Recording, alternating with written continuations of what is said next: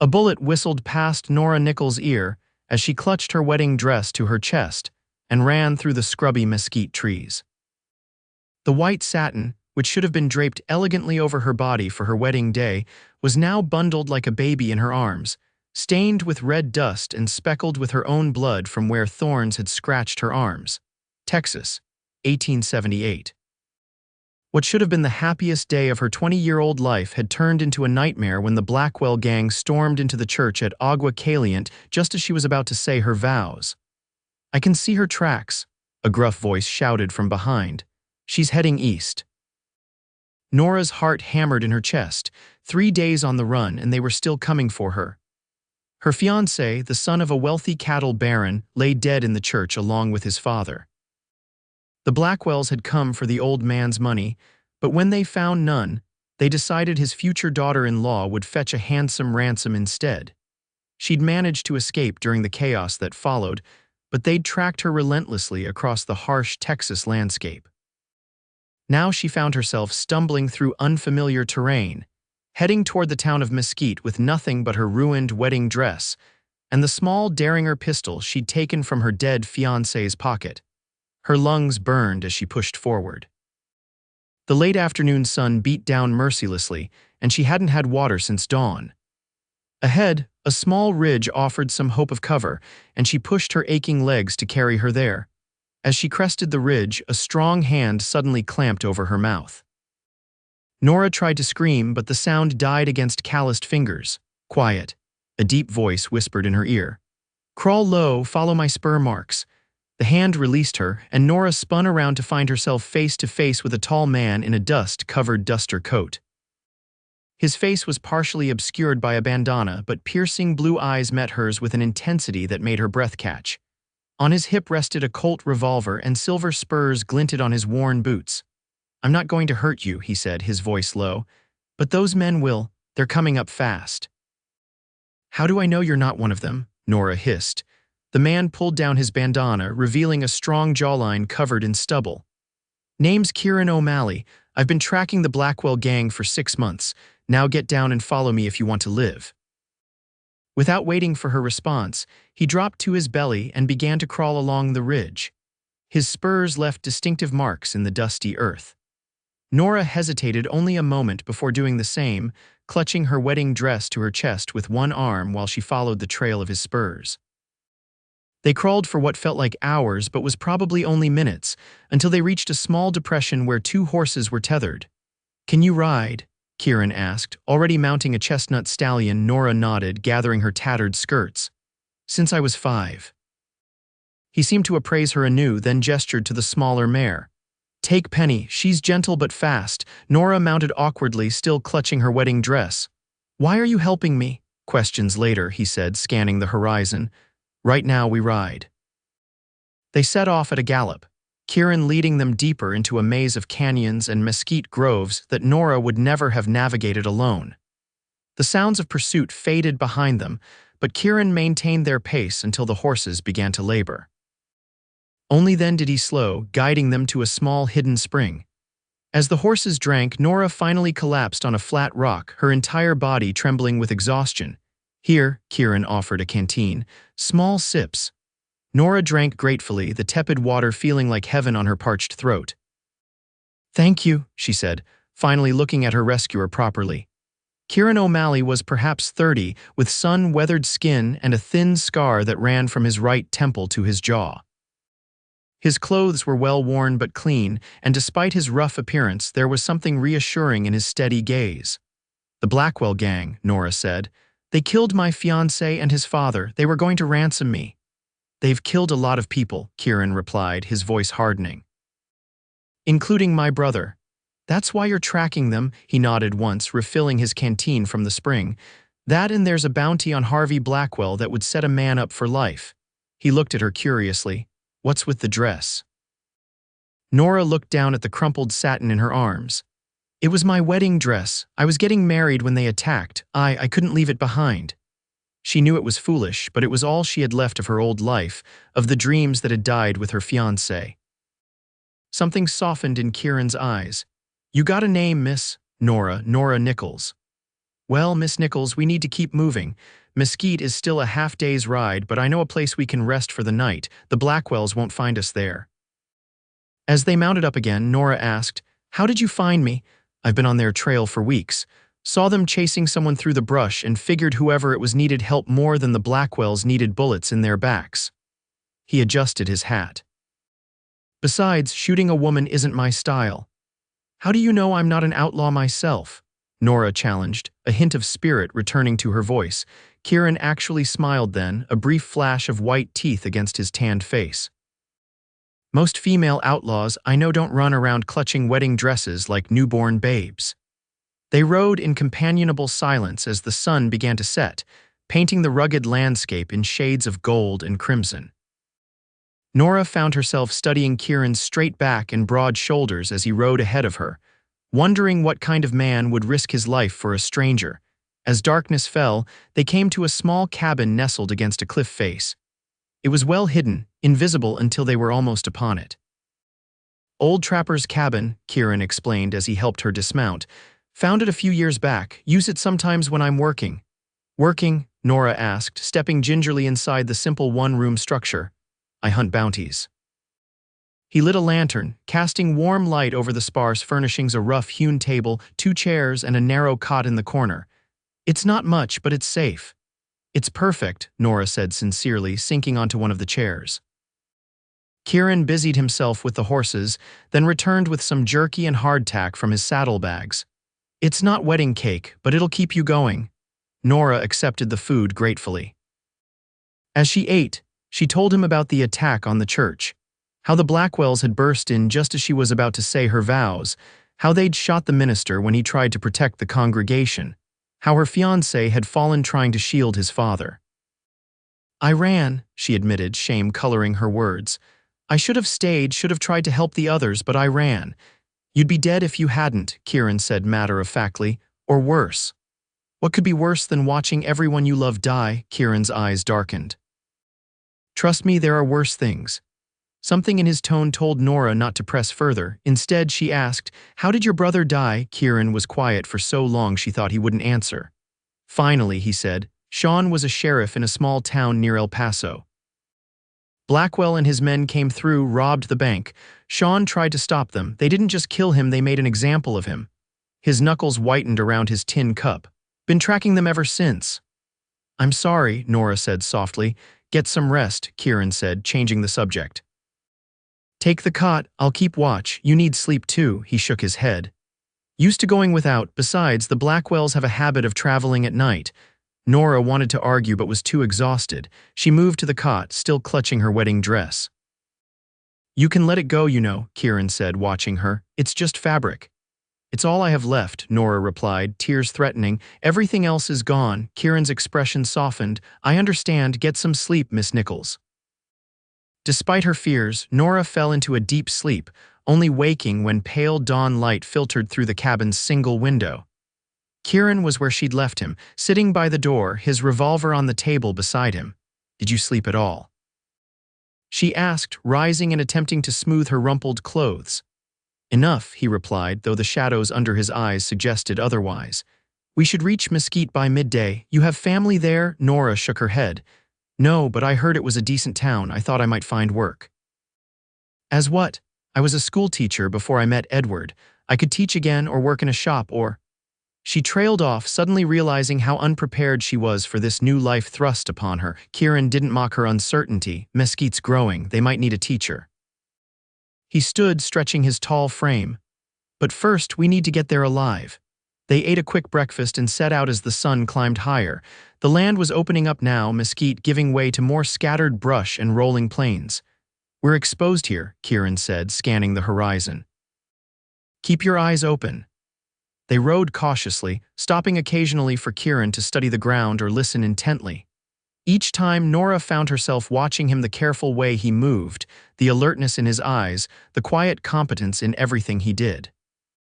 It was just past noon when Kieran suddenly reined in his horse. "Riders," he said tersely, pointing to a dust cloud in the distance. "3, maybe 4. The Blackwells." Nora's heart raced. "Can't tell yet, but we're not waiting to find out." He looked around quickly. There's a wash about a quarter-mile east. We'll head there, double back along it. They turned their horses and had only gone a few hundred yards when shots rang out behind them. They've spotted us, Kieran shouted. Ride, Nora dug her heels into Penny's sides, urging the mare to greater speed. Her wedding dress streamed behind her like a flag as she bent low over the horse's neck. More shots cracked through the air, one passing so close to Nora's head that she felt the wind of it. Kieran suddenly swerved his horse, circling back.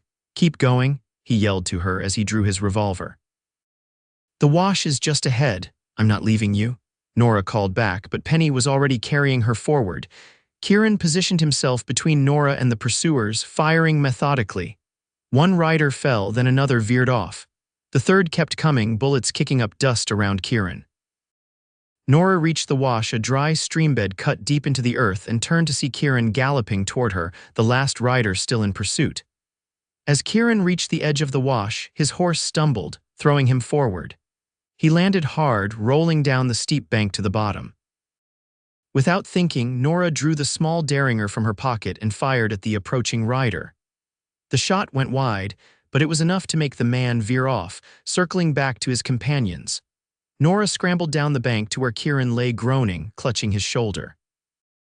"You're hit," she gasped, seeing blood seeping through his fingers. "Just grazed," he grunted, struggling to sit up. "But my horse broke a leg on the way down, had to put her down." Pain and regret flashed across his face. "I'm sorry," Nora said, helping him stand. "Can you ride double on Penny?" "Have to," he replied grimly. "They'll be back with reinforcements." With considerable effort, they climbed back up the bank. Kieran's face was pale with pain, but he mounted behind Nora without complaint. "Head southeast," he directed, his voice tight. "There's a line shack about 5 miles from here. Old ranch property, might find supplies." With Kieran's arms around her waist for balance, Nora guided Penny along the wash, keeping them below the line of sight. His body was warm against her back, his breath steady near her ear.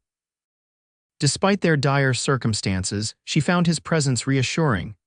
The line shack turned out to be little more than a dilapidated wooden structure, but it offered shelter and, miraculously, a cache of supplies left by previous occupants: bandages, jerky, even a bottle of whiskey. "Your lucky day," Nora said as she helped Kieran inside and began cleaning his wound. The bullet had indeed only grazed his shoulder, but the fall had left him bruised and battered. "Wouldn't call it lucky," he winced as she applied whiskey to the wound. "Lost a good horse." "You saved my life," Nora pointed out.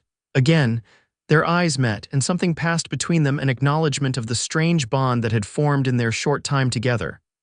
"Why did you really help me?" Nora asked softly, bandaging his shoulder. "It wasn't just because I was being chased." Kieran was quiet for a moment. "When my brother died, I became single-minded. Revenge was all I could see." He looked at his hands. "Been tracking Blackwell so long I almost forgot what I was fighting for. Then I saw you clutching that dress like it was your heart outside your body, and I remembered." "Remembered what?" "That there are things worth protecting in this world, not just vengeance to be had." He met her eyes again. "You reminded me of that." Nora felt heat rise to her cheeks. No man had ever looked at her the way Kieran was looking at her now, not even Edward, who had been more interested in the alliance with her family than in Nora herself. "We need to keep moving," Kieran said, breaking the moment. "The Blackwells won't give up easy." "You're in no condition to travel," Nora protested. "I've ridden with worse." He stood, testing his strength. "We'll rest till dusk, then push on to Mesquite under cover of dark." As the afternoon waned, they took stock of their situation. One horse, limited ammunition, and at least 3 outlaws hunting them across open country. "Why are they so determined?" Nora wondered aloud. "Surely I'm not worth this much trouble." "It's not about you anymore," Kieran explained. "Harvey Blackwell doesn't like loose ends. Anyone who's seen his face and lived becomes a target. So we're both dead if they catch us. That's about the size of it." Nora looked at her wedding dress, still clutched in her arms despite everything. "I've been holding on to this like it's my past, my future, everything I lost." She smoothed the satin with her fingers. "But maybe it's time to let it go." Kieran watched her curiously. "What are you thinking?" "I'm thinking we need a distraction." She began tearing the dress into strips. "And I'm thinking these outlaws have been tracking a bride for 3 days. Maybe it's time they found one." Understanding dawned in Kieran's eyes. "It's risky." Do we have a choice? Nora asked. By dusk, they had fashioned a crude dummy from branches and the remains of Nora's wedding dress. With the veil covering the head and mounted on Penny, it would pass for a rider in poor light or from a distance. We'll send Penny east with our bride, Nora explained, while we head south on foot. Might work, Kieran nodded. Bought us a bottle of whiskey once with a similar trick. He tied the last of the dress to the makeshift form. Shame to ruin such fine fabric. It's just a dress, Nora said, surprised to find she meant it, and we need to live more than I need to remember. They sent Penny off with a slap to her flank, watching as the horse galloped away, the white dress catching what little moonlight there was. Now we walk, Kieran said, checking his revolver. Stay close. They moved carefully through the darkness, Kieran's injury slowing their pace. Distant shots told them their ruse had been discovered, but whether the Blackwells had fallen for it remained to be seen. How far to Mesquite? Nora whispered as they crested a small rise. Too far on foot, Kieran admitted, but there's a ranch about 3 miles south.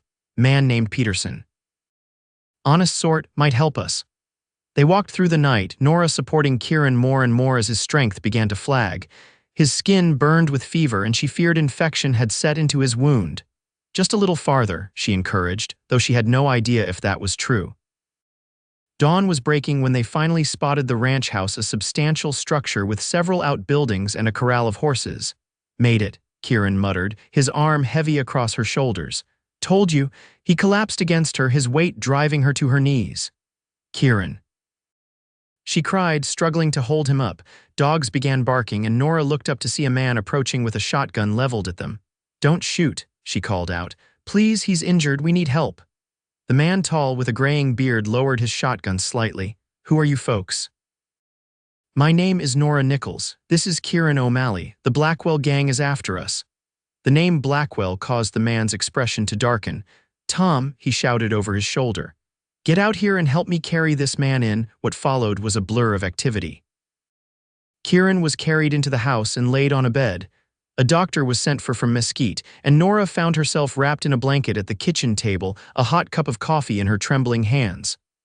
I'm Jacob Peterson, the rancher introduced himself, and that's my wife, Martha. A kind-faced woman smiled at Nora. You poor dear, you look like you've been through hell. The Blackwells attacked my wedding, Nora explained. Killed my fiancé and his father. I've been running ever since. Kieran saved me. Kieran O'Malley, Peterson said thoughtfully, the bounty hunter. Nora nodded. Heard of him. Good man from what they say. He is, Nora agreed, surprised at the fierceness in her voice. He could have left me, but he didn't. Martha brought her fresh clothes, a simple blue dress that was slightly too large but clean and whole. You can clean up in the back room, she offered. Doctor should be here soon for your friend.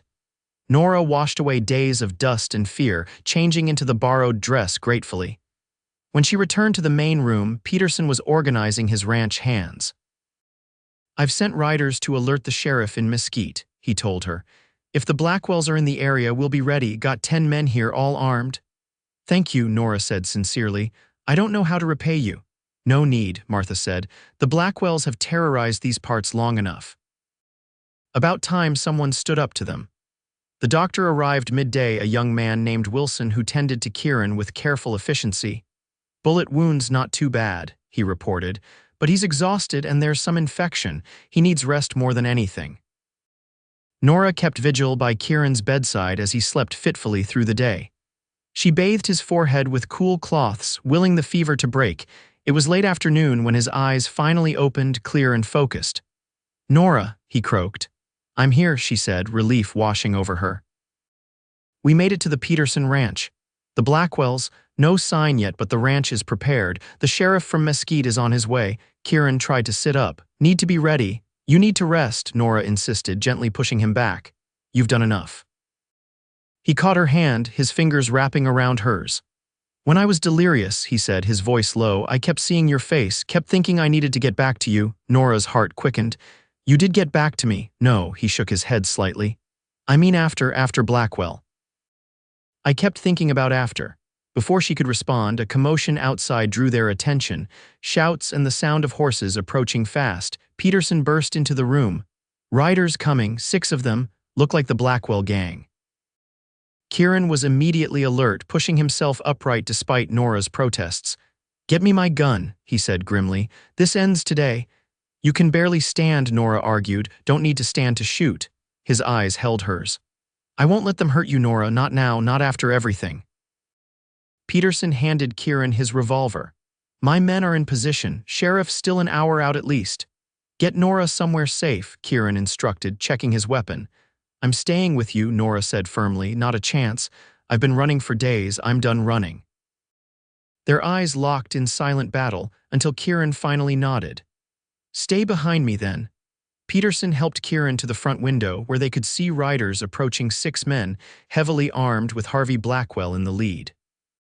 He was a large man with a bushy black beard and a long coat despite the heat. "That's far enough," Peterson called out as the riders reached the edge of his property. "State your business."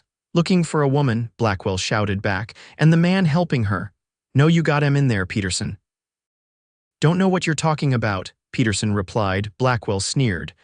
"Playing dumb won't save you. Send them out or we burn this place to the ground." "That's not happening," Peterson said calmly, his shotgun visible in his hands.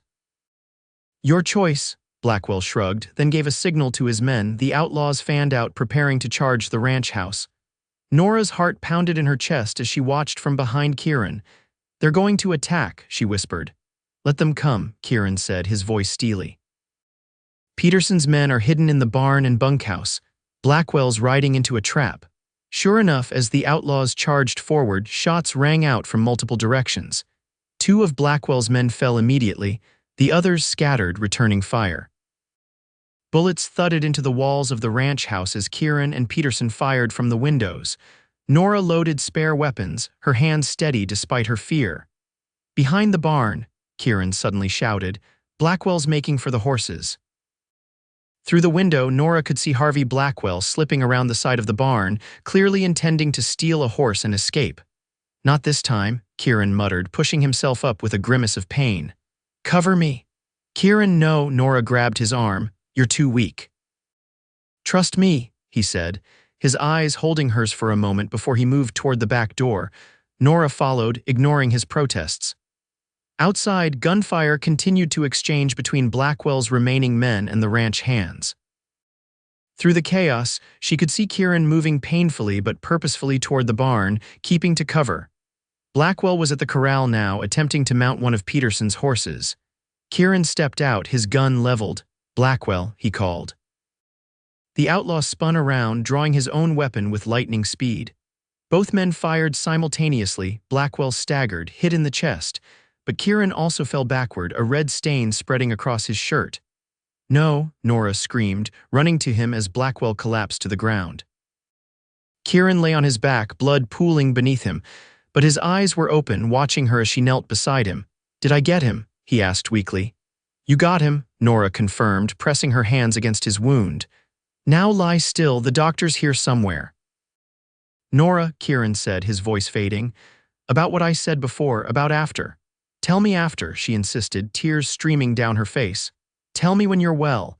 His hand found hers, slick with his own blood. "Just in case, want you to know, never believed in second chances."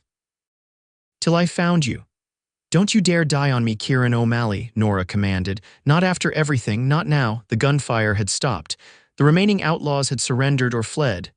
Martha appeared with the doctor, who immediately set to work on Kieran's wound. "Bullet missed his heart, doctor," Wilson announced after a tense examination. "Lodged in his shoulder. He's lost blood, but he's strong."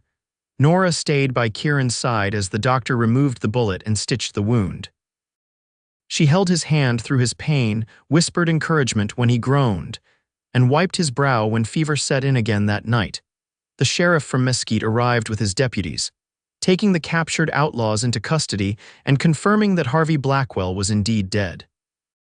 "There's reward money coming," the sheriff told Nora. "Considerable sum. I'll make sure O'Malley gets it when he's recovered."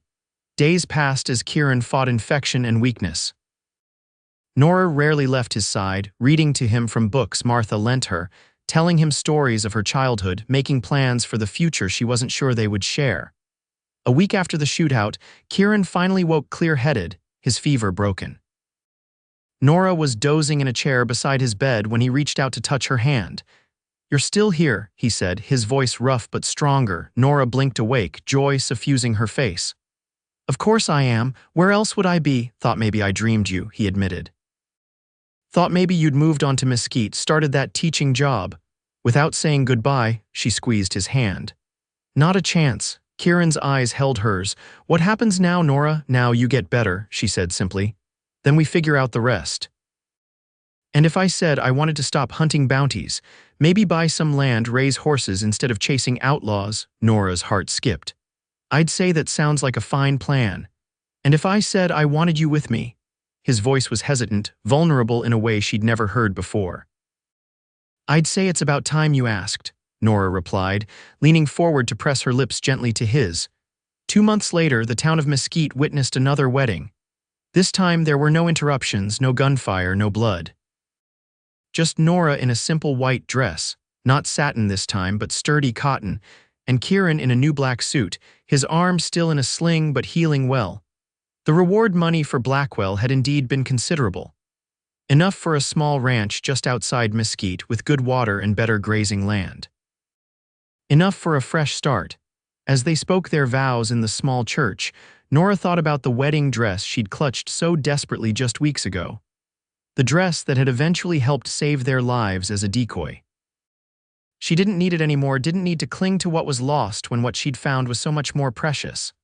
"I do," she said clearly, her eyes never leaving Kieran's. "I do," he echoed, his voice strong and sure. That night, as they stood on the porch of their new home, watching the stars appear one by one over Texas, Kieran pulled her close with his good arm. "Never thought I'd find peace after Sean died," he admitted. "Was so focused on vengeance I couldn't see anything else. And now?" Nora asked, leaning into his warmth. "Now I see you," he said simply. "And that's enough." The following spring found their ranch thriving. Kieran had a talent for horses that surprised even him, and Nora split her time between helping with the ranch and teaching at the new school in Mesquite.